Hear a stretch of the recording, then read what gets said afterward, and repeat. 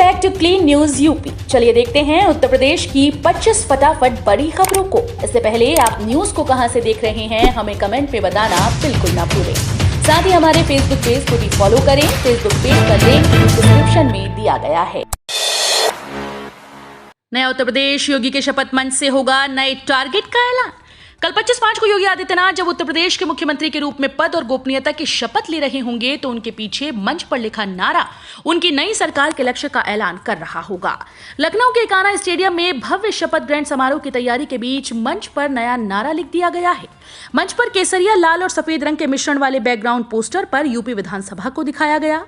इसके ऊपर लिखा है, हम निकल पड़े हैं प्रण करके नए भारत का नया उत्तर प्रदेश बनाने को। इसके बाद बड़े अक्षरों में शपथ अंकित है, जिसके नीचे लिखा गया है, राष्ट्रवाद की, सुशासन की, सुरक्षा की, विकास की। आज से शुरू होंगी 10वीं 12वीं की परीक्षाएं। परीक्षा व्यवस्थाओं पर नजर रखने के लिए कंट्रोल रूम तैयार। उत्तर प्रदेश माध्यमिक शिक्षा परिषद की हाई स्कूल और इंटर की परीक्षा आज यानी गुरुवार को एक साथ शुरू होगी। दुनिया में अपनी तरह की सबसे बड़ी परीक्षा कहे जाने वाले इस इम्तिहान में कुल 51,92,689 परीक्षार्थी शामिल होंगे। बोर्ड के द्वारा घोषित परीक्षा कार्यक्रम के अनुसार हाई स्कूल और इंटरमीडिएट दोनों की ही परीक्षाएं 24 मार्च से शुरू होकर 12 अप्रैल तक चलेंगी। लखनऊ आगरा एक्सप्रेसवे पर बनेंगी 15 पुलिस चौकियां, 255 पद सृजित किए। लखनऊ आगरा एक्सप्रेसवे पर 15 पुलिस चौकियां स्थापित होंगी और इसके लिए 255 पदों का सृजन किया गया है। हर चौकी पर एक उपनिरीक्षक, 2 मुख्य आरक्षी और 14 आरक्षियों के पदों की तैनाती होगी। गृह विभाग के अपर मुख्य सचिव अवनीश कुमार अवस्थी ने आदेश जारी कर दिया। पुलिस चौकियां इटावा के ऊसा राहर में कुदरैल, फतेहाबाद में लोहारी और डौकी के नदौता, उन्नाव के बांगरमऊ में देवखरी आदि में स्थापित होंगी। बुंदेलखंड एक्सप्रेसवे के निर्माण में और तेजी आई है। रिकॉर्ड समय के अंदर 264 किलोमीटर लंबाई में विटुमिन स्तर का काम पूरा हो गया है, यानी इतनी सड़क पूरी तरह से बना दी गई है। इंटरसिटी में अब मिलेगी एसी की सुविधा, जुड़ेंगे अतिरिक्त कोच।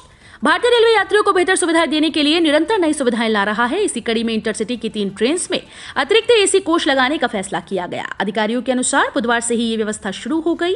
वहीं कुछ ट्रेन में ये व्यवस्था कल से शुरू होगी। इंटरसिटी की ये तीनों ट्रेन कानपुर सेंट्रल से चलेंगी। रेलवे के अधिकारी शिवम शर्मा के मुताबिक रेलवे ने गर्मी में यात्रियों की सुविधा को देखते हुए ये निर्णय लिया।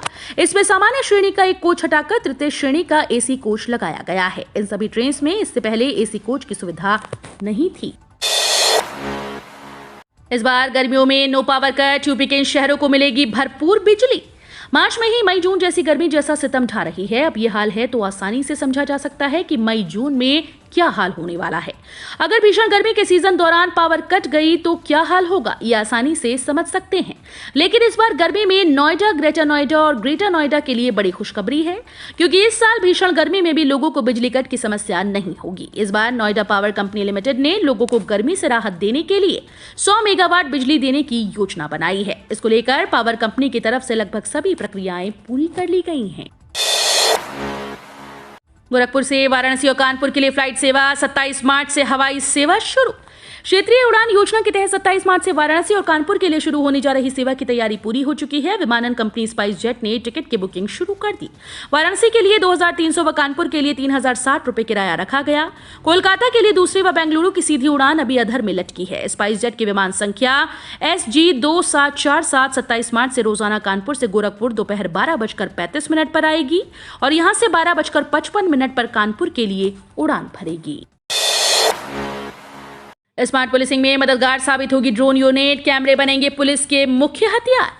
कानून व्यवस्था जहां एक और सीधे तौर पर आम जनता से जुड़ा हुआ मुद्दा है, वहीं उत्तर प्रदेश में कानून व्यवस्था एक बड़ा राजनीतिक मुद्दा है। उत्तर प्रदेश में पिछले 2 विधानसभा चुनाव की अगर बात करें तो प्रदेश की कानून व्यवस्था मुद्दा बनी रही। कानून व्यवस्था को बेहतर करने के लिए जिम्मेदार लगातार सक्रिय हैं। अब जब उत्तर प्रदेश में मुख्यमंत्री योगी आदित्यनाथ की सरकार दोबारा से बनने जा रही है तो कानून व्यवस्था को बेहतर करने के लिए नए सिरे से प्रयास शुरू हो गए हैं। उत्तर प्रदेश की कानून व्यवस्था को बेहतर करने के लिए ड्रोन कैमरों का सहारा लिया जाएगा। कानून व्यवस्था को बेहतर बनाए रखने के लिए ड्रोन कैमरे की यूनिट तैयार की जाएगी। यूपी की जेलों में बंदियों से मुलाकात पर लगी रोक हटी। 1 सप्ताह में एक व्यक्ति से ही मिलने की सुविधा। शासन ने जेलों में निरुद्ध बंदियों की उनके परिवारजनों से मुलाकात पर लगाई गई रोक हटा दी। प्रत्येक बंदी को प्रति सप्ताह एक ही व्यक्ति से मुलाकात की सुविधा दी जाएगी। विशेष सचिव कारागार सुरेश कुमार पांडे ने बुधवार को इस संबंध में शासनादेश जारी कर दिया।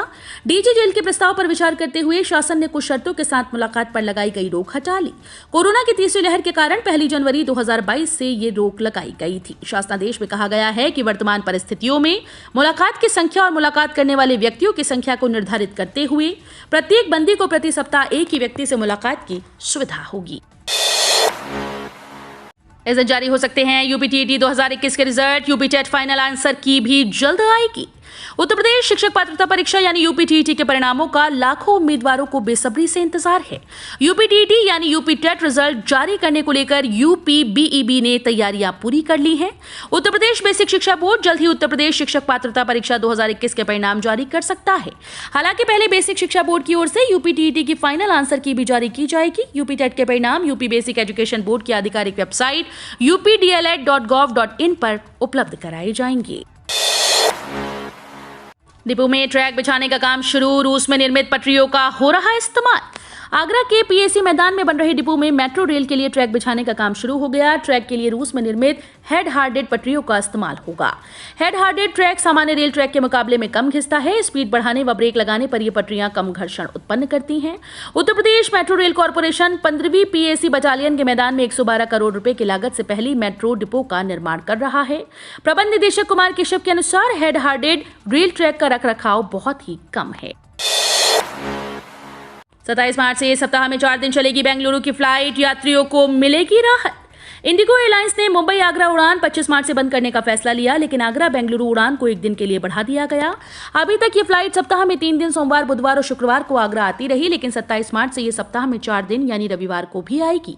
इस उड़ान से हर दिन 350 से ज्यादा यात्री सफर कर रहे हैं। 1 साल से यही उड़ान बरकरार है, जबकि अन्य उड़ानें इंडिगो कई बार बंद कर चुकी है।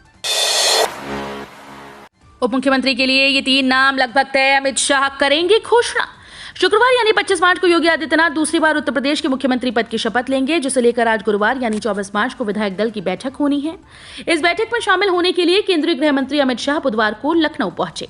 अमित शाह की उपस्थिति में योगी आदित्यनाथ को विधायक दल का नेता चुना जाएगा। शपथ ग्रहण समारोह को खास और ऐतिहासिक बनाने के लिए बड़े स्तर पर तैयारियां की जा रही हैं। इस समारोह में प्रधानमंत्री नरेंद्र मोदी, केंद्रीय गृह मंत्री अमित शाह, रक्षा मंत्री राजनाथ सिंह, भाजपा के राष्ट्रीय अध्यक्ष जेपी नड्डा समेत भाजपा शासित 12 राज्यों के मुख्यमंत्री और 5 उप मुख्यमंत्री भी मौजूद रहेंगे। यूपी बोर्ड परीक्षा में पहली बार लगी प्राइमरी शिक्षकों की ड्यूटी। लोकेशन ढूंढते दिखे गुरुजी।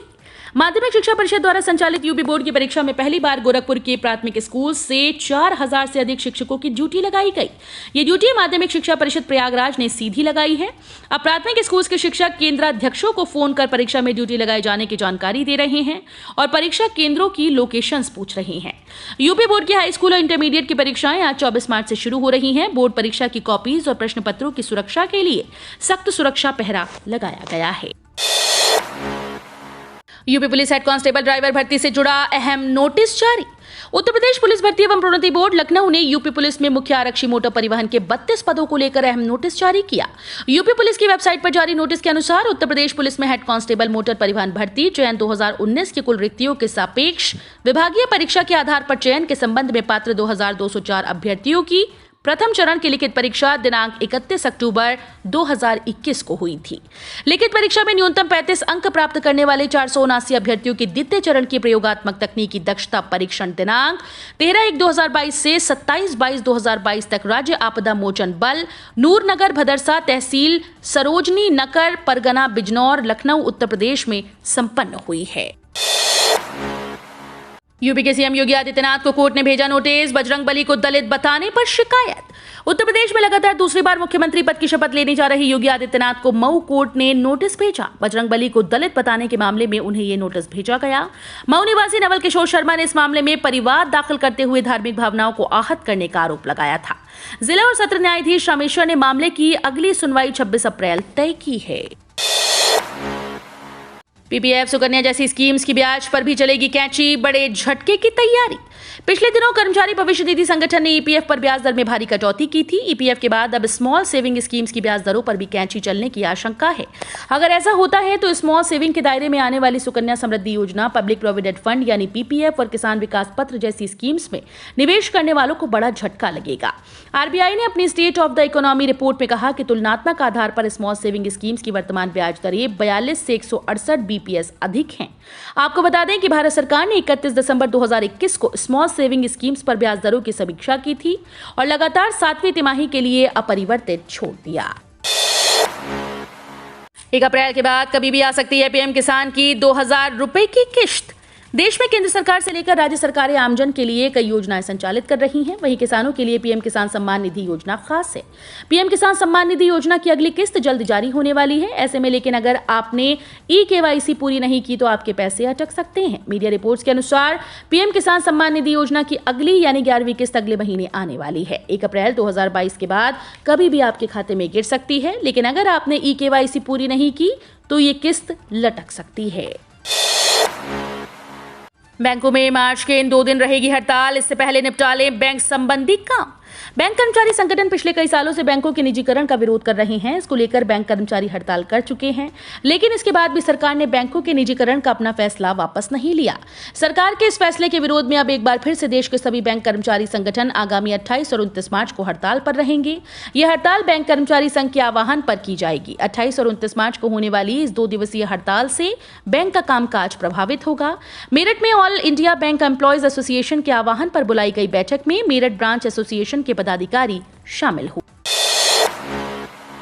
अखिलेश यादव ने बताया कि वो करहल से बन रहेंगे विधायक। सांसदी छोड़ने को त्याग बता आजमगढ़ से वादा।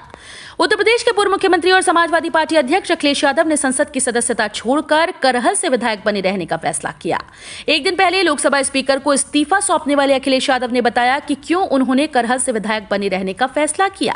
अखिलेश यादव ने बुधवार को ट्वीट किया कि विधानसभा में उत्तर प्रदेश के करोड़ों लोगों ने हमें नैतिक जीत दिलाकर जन आंदोलन का जनादेश दिया। इसका मान रखने के लिए मैं करहल का प्रतिनिधित्व करूंगा और आजमगढ़ की तरक्की के लिए भी हमेशा वचनबद्ध रहूंगा।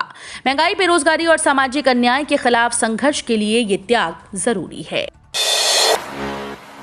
इनकम टैक्स बचाना हुआ आसान। ये तरीके अपनाकर सेव कर सकते हैं लाखों रुपए। वित्त वर्ष 2021-22 खत्म होने वाला है। 1 अप्रैल से नया फाइनेंशियल ईयर शुरू हो रहा है। ऐसे में टैक्स सेविंग के लिए निवेश करने के कुछ ही दिन बचे हैं। अगर आप नए वित्त वर्ष के लिए कुछ शानदार टिप्स के साथ टैक्स बचत करना चाहते हैं तो एसबीआई की tax saving term deposit scheme में निवेश कर सकते हैं। इसका फायदा आपको ये मिलेगा कि इनकम टैक्स की धारा 70C के तहत टैक्स में 1.5 लाख रुपए तक की छूट का लाभ मिलता है। इस स्कीम के तहत आप 2 तरह के अकाउंट खोल सकते हैं। एक है टर्म डिपॉजिट अकाउंट और दूसरा है सेक्शन 80D के तहत आप हेल्थ इंश्योरेंस के प्रीमियम को क्लेम कर सकते हैं। रूस ने कहा हमारे अस्तित्व पर खतरा मंडराया तो करेंगे परमाणु हथियार का इस्तेमाल। बाइडेन कर सकते हैं नए प्रतिबंधों की घोषणा। रूस और यूक्रेन के बीच जंग को अब 28 दिन बीत चुके हैं। यूक्रेन के कई शहरों में पुतिन सेना की बमबारी जारी है। भारी नुकसान होने के बावजूद यूक्रेनी राष्ट्रपति जेलेंस्की आत्मसमर्पण करने के लिए तैयार नहीं। जेलेंस्की ने कहा कि नाटो को या तो कहना चाहिए कि वे यूक्रेन को स्वीकार कर रहे हैं या खुले तौर पर कहें कि वे ऐसा नहीं कर रहे क्योंकि वे रूस से डरते हैं। वहीं रूसी समाचार संपादक दिमित्री मुरातोव ने यूक्रेनी शरणार्थियों की मदद के लिए अपने नोबेल पुरस्कार की नीलामी करने का ऐलान किया है। आईसीआईसीआई बैंक ने जमा पैसों पर दी खुशखबरी। अब इन ग्राहकों को बढ़ाकर मिलेगा ब्याज। प्राइवेट सेक्टर के आईसीआईसीआई बैंक ने फिक्स डिपॉजिट पर ग्राहकों को खुशखबरी दी है। दरअसल बैंक ने फिक्स डिपॉजिट पर ब्याज दरों में 5 से 10 बेसिस पॉइंट की बढ़ोतरी की। ब्याज दरों में यह बढ़ोतरी 1 साल से 2 साल की अवधि के लिए है। बैंक की नई ब्याज दरें 2 से 5 करोड़ रुपए की डिपॉजिट पर लागू होंगी। बैंक ने 1 साल से 15 माह तक की अलग अलग अवधि के लिए 4.15% ब्याज देने का ऐलान किया। ये ब्याज दरें सामान्य और वरिष्ठ नागरिकों पर लागू होंगी। अब तक ब्याज की दर 4.05% थी। इसके अलावा बैंक 15 महीने से 18 महीने से कम की अवधि के डिपॉजिट पर 4.20% ब्याज देगा। मोदी सरकार की बड़ी उपलब्धि। भारत ने पहली बार $400 अरब के निर्यात का लक्ष्य हासिल किया। कोरोना संकट और रूस यूक्रेन युद्ध से उपजे हालात के बीच मोदी सरकार ने बड़ी उपलब्धि हासिल की। भारत ने पहली बार $400 अरब के माल निर्यात का लक्ष्य हासिल किया। पीएम नरेंद्र मोदी ने कल इस बात की जानकारी देते हुए ट्वीट किया कि भारत ने पहली बार $400 अरब के माल निर्यात का लक्ष्य हासिल किया है। मैं इस सफलता के लिए अपने किसानों, बुनकरों, एमएसएमई निर्माताओं, निर्यातकों को बधाई देता हूं। यह हमारी आत्मनिर्भर भारत यात्रा में एक महत्वपूर्ण मील का पत्थर है। कल 25 मार्च को 4:30 बजे कान्हा स्टेडियम में योगी लेंगे शपथ। रमापति शास्त्री बने प्रोटेम स्पीकर। कल 25 मार्च को होने वाले योगी के शपथ ग्रहण समारोह के कार्यक्रम का समय फाइनल हो गया है। मिली जानकारी के अनुसार शाम 4:30 बजे लखनऊ के Atal Bihari Vajpayee international cricket stadium में योगी आदित्यनाथ सीएम पद की शपथ लेंगे। उनके साथ 45 और विधायक भी मंत्री पद की शपथ लेंगे। शपथ ग्रहण समारोह को लेकर एयरपोर्ट से स्टेडियम तक बड़ी तैयारियां की जा रही हैं। सूत्रों के अनुसार स्टेडियम में करीब 70,000 से 1 लाख लोग तक शपथ ग्रहण समारोह में शामिल हो सकते हैं। 380 करोड़ रुपए की खरीद को मंजूरी। तीनों सेनाएं खरीदेंगी साजो सामान। रक्षा मंत्री राजनाथ सिंह की अध्यक्षता में रक्षा अधिग्रहण परिषद ने रक्षा उत्कृष्टता स्टार्टअप्स MSME के लिए नवाचारों से 380.43 करोड़ रुपए की 14 वस्तुओं की खरीद को मंजूरी दी। रक्षा मंत्रालय ने बताया कि इन वस्तुओं की खरीद सेना, नौसेना, वायुसेना द्वारा की जाएगी। रक्षा उद्योग के क्षेत्र में मेक इन इंडिया को बढ़ावा देते हुए रक्षा मंत्रालय ने आईडेक्स स्टार्टअप और MSME से 380 करोड़ रुपए की खरीद को मंजूरी दे दी। तो ये थी आज की 25 फटाफट बड़ी खबरें। अगर आपको न्यूज पसंद आई हो तो वीडियो को लाइक और शेयर जरूर करें। धन्यवाद।